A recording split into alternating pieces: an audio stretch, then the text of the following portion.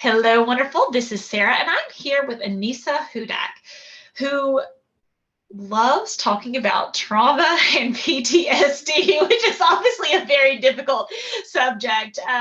But she has had a life that's been entwined with PTSD and trauma. She is the daughter of a Vietnam veteran and married someone who was in active duty. So it has been even recent events, I'm sure, have been really difficult on you and your family. And she loves helping focus on holistic treatments for soldiers, family members, and staff, both in the work of overcoming her own struggles as well as helping other people. How are you? I'm good. How are you? I laughed. The people on the podcast won't be able to see you like kind of laughing and shaking your head when I said you love talking about trauma and PTSD, but we do try to tackle tough subjects with grace. And you've certainly had some tough subjects in your own life, right?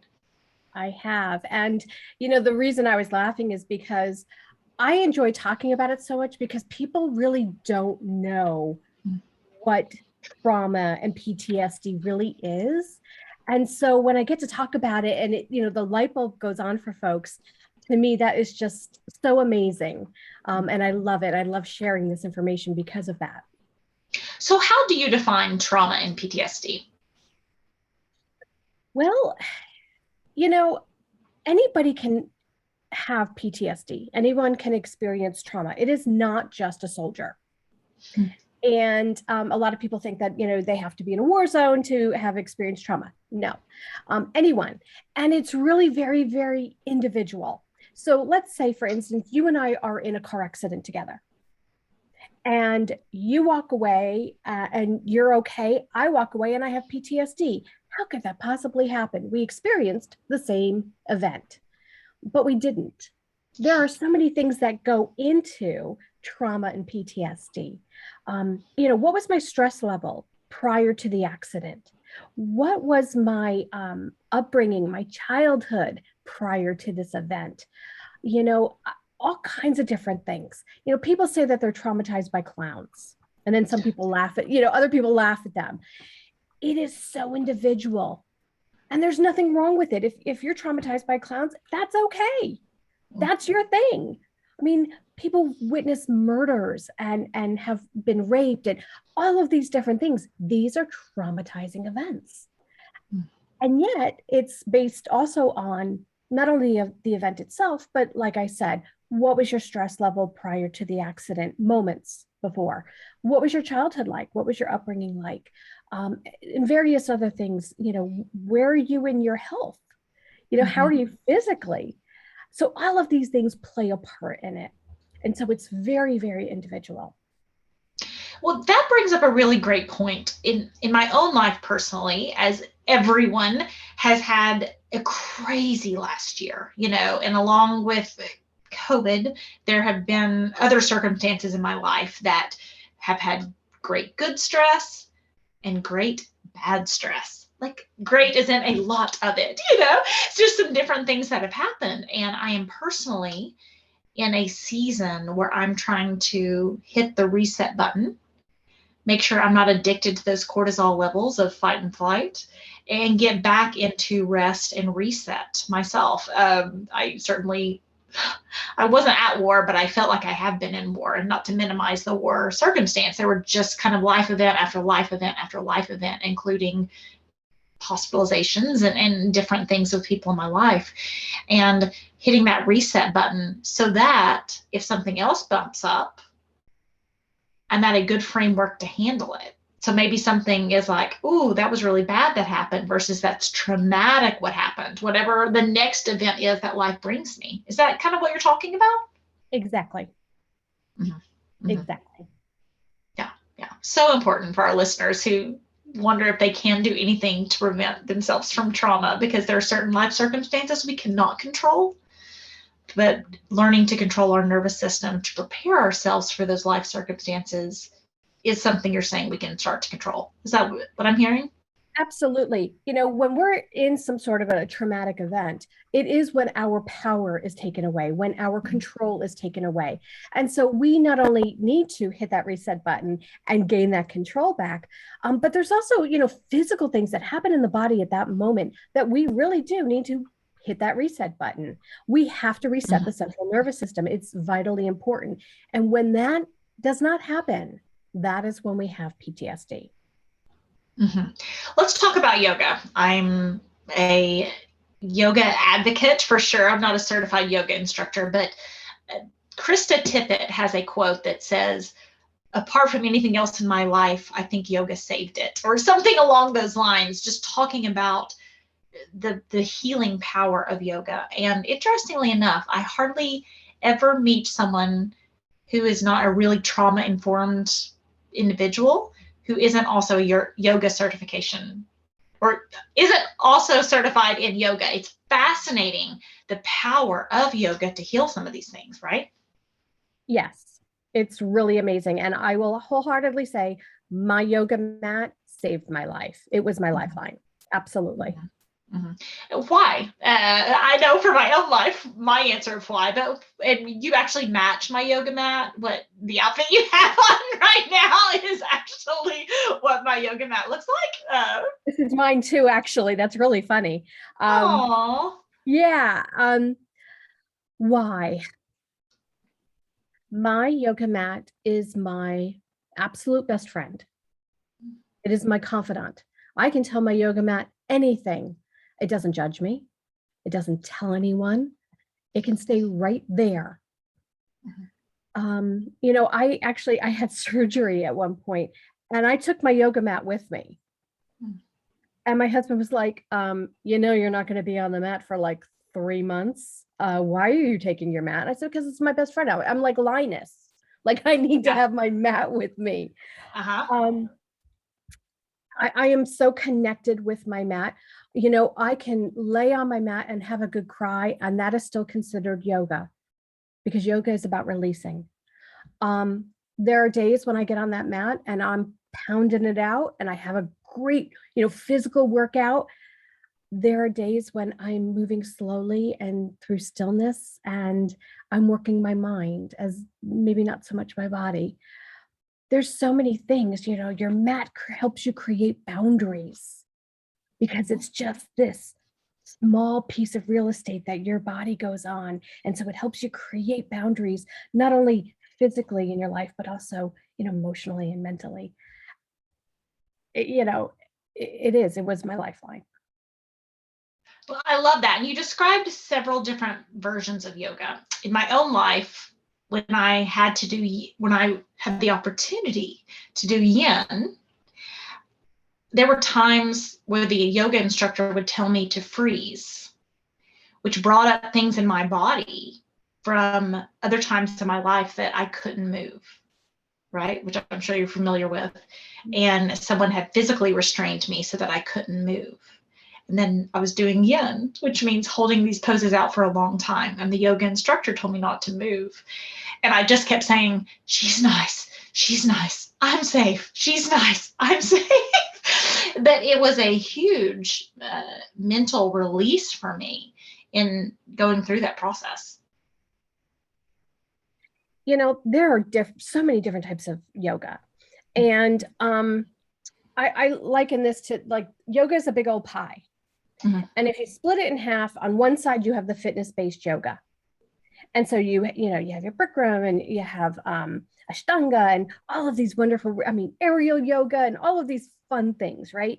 And you can get such an amazing workout and really work your body. And then on the other side, we have yoga therapy. And yoga therapy is, we all have specialties. Mine happens to be PTSD, trauma, and TBIs, traumatic brain injuries. Some people do yoga therapy for cancer, cardiac rehab, MS, Parkinson's, all of these things. And we're specially trained to really work within those niches. We are working physical things. We are working emotional, mental things. Are you going to have emotional and mental things on the other side? Absolutely. Through fitness-based. Yes. But I think one of the really important things is you need to really find a type of yoga that meets your needs. If you have PTSD and trauma and you're wanting to go do yoga, you may not want to go to a fitness-based class. That instructor, although probably well trained in what she or he does, probably doesn't have the background, the additional, education that someone like a yoga therapist would have. If you have some sort of an emotional release or a trigger on the mat, that could be harmful to you, harmful to those in the class. And in order to keep everyone safe, you really should find a yoga class that meets your needs. And that's really important. I don't want to see anybody get kicked out of a class because the instructor has no idea what's going on and this person's having a disturbance or creating a disturbance. Mm-hmm. So that's really important. So yoga is helpful after sexual trauma too, right? Yes. Yeah. Is it getting back in touch with your body? Why is that so important? Oh, it's so important on many, many levels. It's like an onion. There's so many layers. So I'm a 2-time rape survivor, and I utilize this not only to help me with my own recovery and my healing, but with others.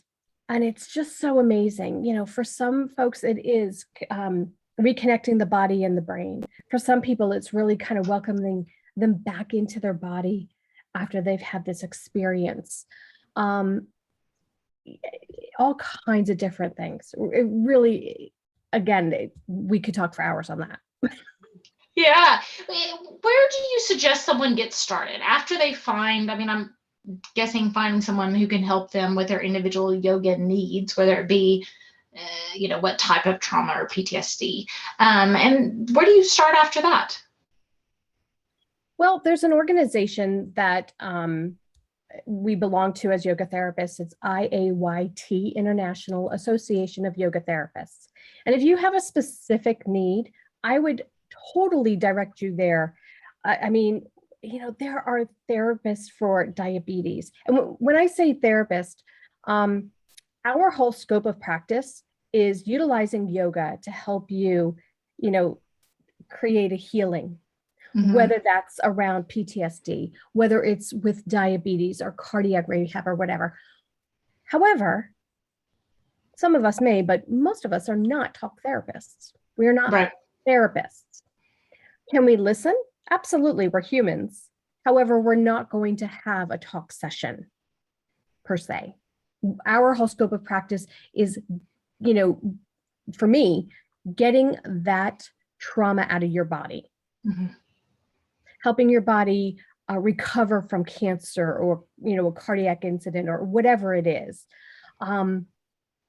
So please understand, we're not necessarily talk therapists. There are some yoga therapists who are social workers and what have you, but not all of us. So I would suggest going there, finding someone who meets your needs, and then trying them out. Just because you find one person doesn't mean that they're the end all. I think your yoga experience and really what you get out of it has a lot to do with who's leading the class. And so try different people, see, who resonates with you. There's nothing wrong with that. You need to meet your needs. Mm-hmm. So what are some top needs that you see with people who start yoga? Is it mainly to relax, mainly to exercise?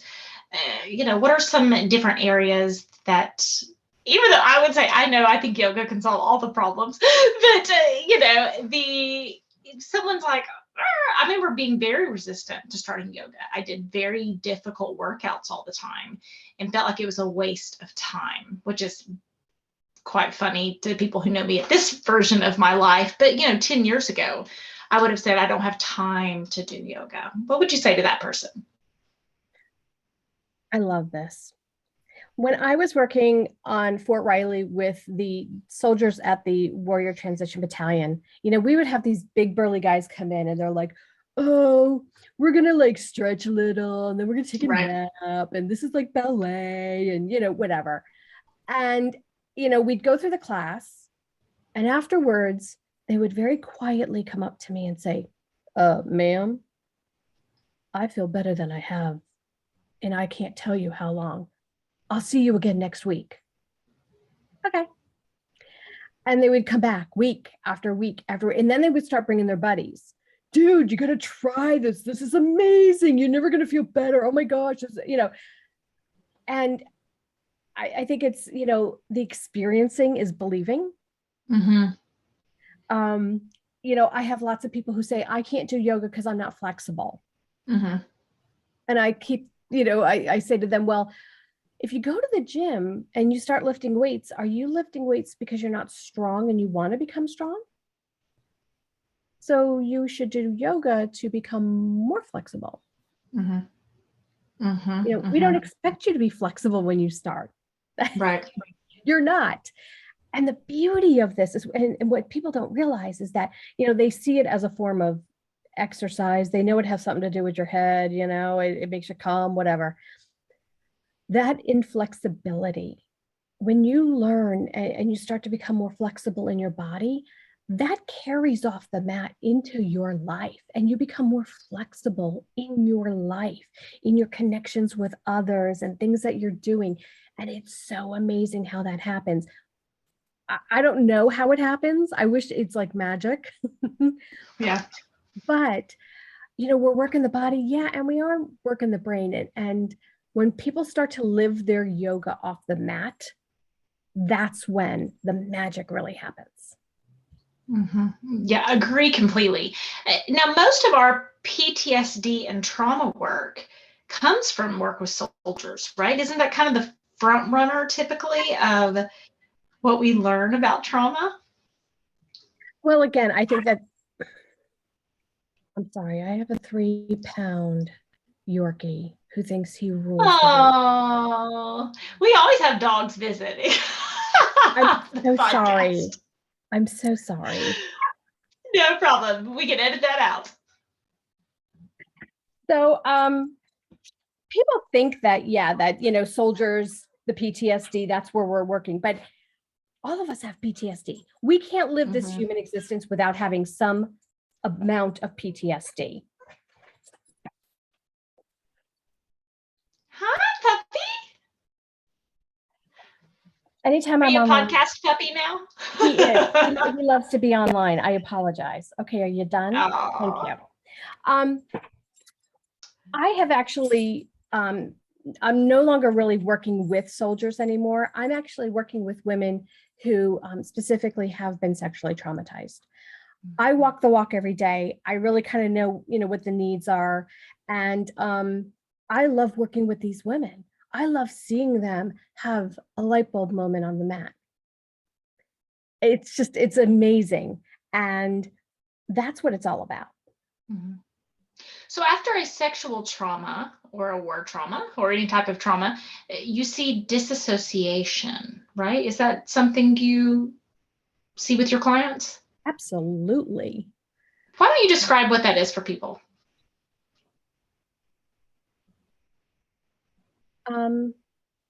Well, I can tell you that my husband would disassociate when he was having issues with his PTSD.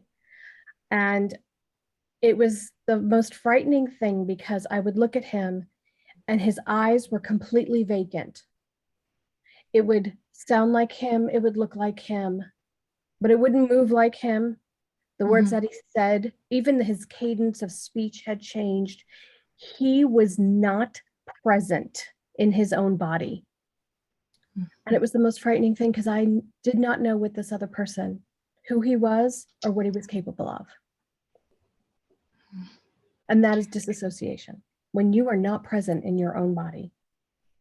What does that look like after sexual abuse? Disassociation really shows up a lot of different ways. Some people become wallflowers, especially ones who were maybe gregarious and bubbly and lively before. Some folks put on a lot of weight. Some folks are angry with their body, and so they, cutting, drugs, alcohol, lack of self-care. Some go on to prostitution, which I know sounds kind of odd. However, there's, again, this whole, they're not really in their body, and so they don't care. There's so many ways that it shows up, unfortunately. What I generally see, though, is weight gain and a lot of, drug abuse, alcohol abuse. Sometimes it's food abuse, things like that. So when they start their transformation journey into yoga and into feeling safe in their body again, what does that look like?